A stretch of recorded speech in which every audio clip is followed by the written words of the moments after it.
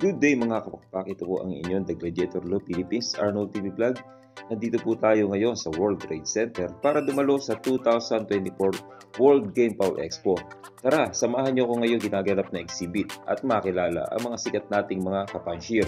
At syempre, bumili ng mga gustuhan nating produkto nila. Let's go!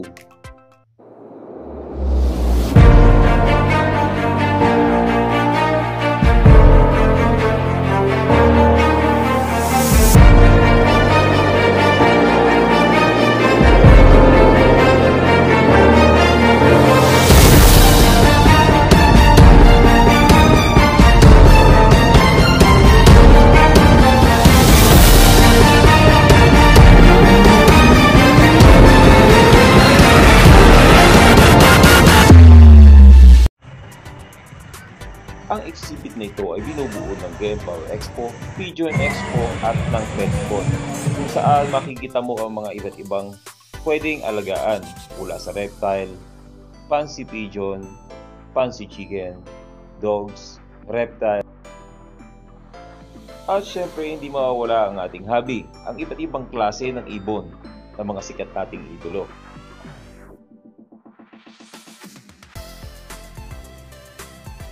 At ito nga, nadaan na namin ang isang booth na ito, ang Exotic Empire, kung saan makikita mo ang iba't ibang klase ng pwedeng alagaang ahas. May maliit at meron namang malaki. At syempre, hindi kami papayag na hindi namin experience ang minsang pagkakataon na ito.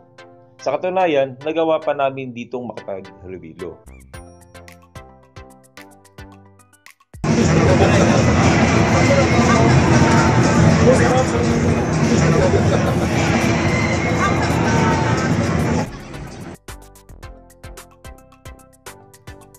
At pagkatapos nga namin mapagbasdan ang mga exoticness na ito, ay dumako na kami sa Pigeon Station, kung saan una naming nakita ang advanced hobbyist dog at mga nagagandahang ibon nito. Grabe, gagot ang ibon. Napapansin ko sa mga ibon nito, halos yung mga balahibo niya ang kikinis, no? Tsaka pulbos. Siguradong maganda yung kanyang condition.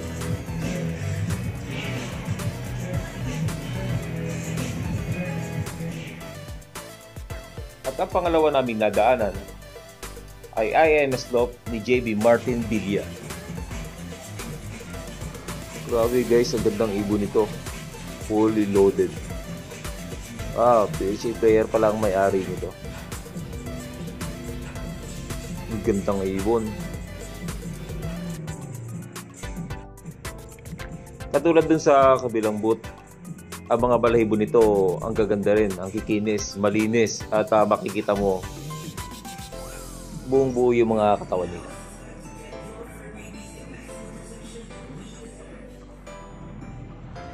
Ang sumunod na ating pinuntahan ay ang booth ng Bayi Pigeon, kung saan nakita na naman natin ang nagbabaitan nilang crew. At ito nga, sinalubog tayo ni Sir Allen Lee ng kanyang killer smile. Pagkatapos nga ng konting kwentuhan, ito nga at nagrehistro na tayo bilang kanilang bisita. Pagkatapos ko nga magrehistro, ay agad kong tinignan ang mga linyada na naka-exhibit dito. Siyempre, hindi ko nakalimutan tignan ang ating pinapangarap na African Black Eagle. Dito sa Bayi Pigeon mo makikita halos lahat ng klase ng ibon kung saan makakapamili ka ayon sa pangangailangan mo sa karera. For extreme long distance bird, fastest bird, short to middle bird, at mga pantawid dagat na kalapati. Love TV. Nandito po tayo ngayon sa World Pigeon Expo sa World Trade Center. Yan, ang nakikita nyo is yung mga naka-display sa amin ngayon dito ng mga quality racing pigeons. Kaya ito, ang Etienne de Bruxelles from Belgium. Ang price niyan, 3,000 each sa young bird. Sa mga rare colors naman, nagsisimula sa 5,000 ang isa. Ito naman is mga yearlings ng de Bruxelles. Ready for breeding, ready for pairing na. Yes, 6,000 ang isa or 10,000 ang dalawa. Tapos ito naman, mga US lines, iba-ibang linyada yan ng mga rare colors. 2,000 naman ang isa. Meron din tayo dito mga young birds na regular blue bar, blue checkered, iba-ibang lahi ang dito na nasa 1,000 lang po ang price ng isa. Oh, baba. Meron din tayo dito mga English flying tipplers. Yan, 500 ang isa. Ito po ba yung ano, yung nandun sa taas natin? Yes. Pwedeng trader ng mga young birds ng racing pigeons. Then may napansin din ako na Black Eagle. Yes, ito. African Black Eagle. African Black Eagle. For only 3,000 pesos. At ang nakakatuwa dyan, almost all our client who tried using the African Black Eagle nationwide, lahat ng naging race winners, smash po ang nagiging karera. This is a extreme long distance. Extreme long distance with speed. Up to 1,000 grams. Yes, kaya. Yan, ito is mga diesel naman, iba-iba colors, nasa 2,000 ang isa. Ang lahi po nila. Is meron John Arden, may Edmonton Years, may Vandenbroek. Yes, assorted. Ito rin, mga Milky, assorted din, 2,000 each.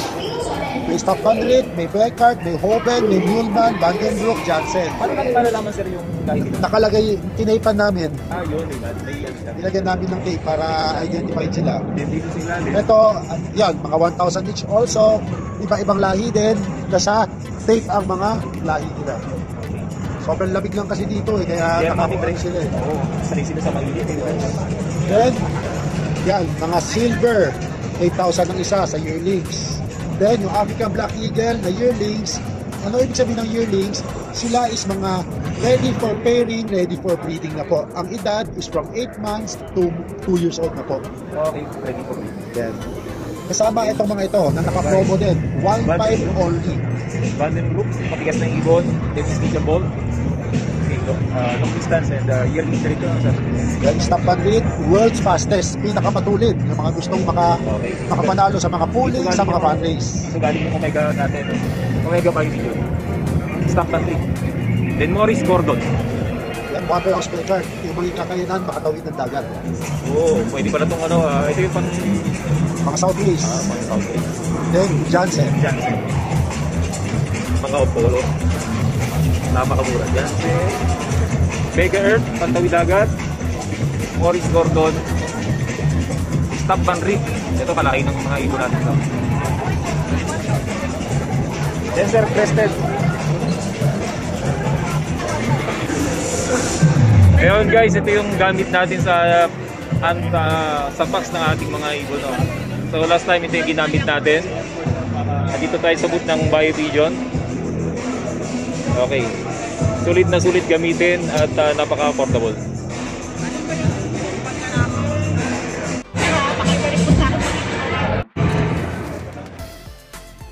Grabing experience to guys, enjoy talaga. Iba't ibang klaseng pet ang makikita mo dito. Okay, different fancy chickens, even labuyo meron dito, and exotic snakes.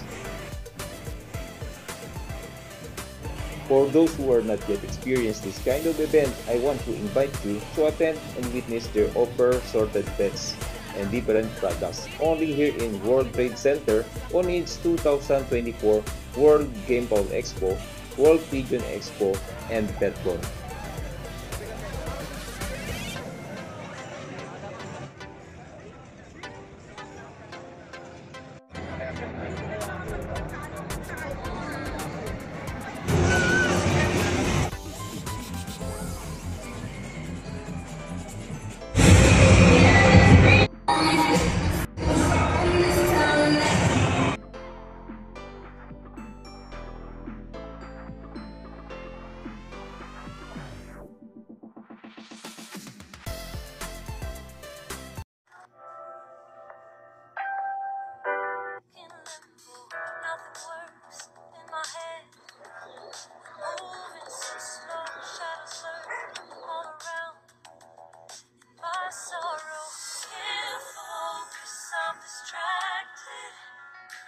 I